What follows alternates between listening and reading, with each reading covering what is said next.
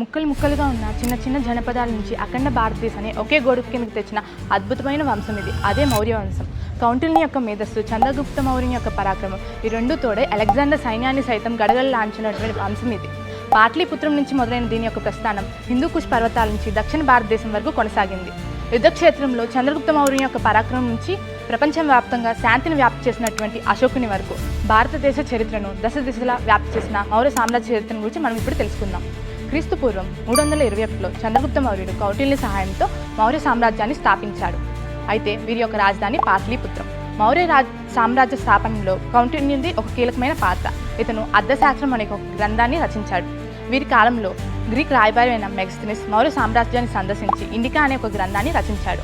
Indica అనే ఒక గ్రంథంలో మౌర్య సామ్రాజ్యం నాటి పరిపాలన, ఆర్థిక వ్యవస్థ, అదేవిధంగా సామాజిక వ్యవస్థ గురించి మనం తెలుసుకోవచ్చు. అయితే చంద్రగుప్త మౌర్యుని తర్వాత అతని కుమారుడైన బిందుసారుడు తర్వాత అతని కుమారుడైన అశోకుడు రాజ్యాన్ని పరిపాలించాడు. మౌర్య సామ్రాజ్య చరిత్రలోనే కాకుండా భారతదేశ చరిత్రలోనే అతి గొప్ప రాజు అశోకుడు. అయితే అశోకుడి జీవితాన్ని క్రీస్తు పూర్వం 261లో జరిగినటువంటి కళింగ యుద్ధం అతని జీవితాన్ని మార్చివేసింది. ఇతను బౌద్ధ మతాన్ని స్వీకరించాడు. బౌద్ధ మత వ్యాప్తి కోసం అతని కుమారుడైన మహేంద్రవర్మను, అదేవిధంగా కుమార్తె అయిన సంగమమిత్రను శ్రీలంకకు పంపించాడు.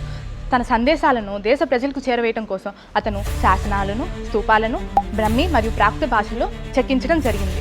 సారనాథ్లో ఉన్న సాంచి స్తూపంలో ఉన్న 4 చిహ్నాల చిహ్నాన్ని మన దేశ ఎంబ్లంగా, అదేవిధంగా దానిలో ఉన్న అశోక చక్రను మన దేశ జెండాలో కూడా స్వీకరించడం జరిగింది.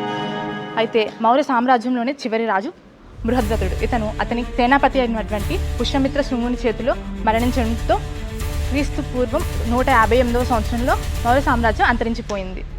కళింగ అనేది ఇప్పుడు ప్రస్తుతం ఒక ప్లేస్. ఆ ప్లేస్ ఏంటో మీకు తెలిస్తే కామెంట్ చేయండి.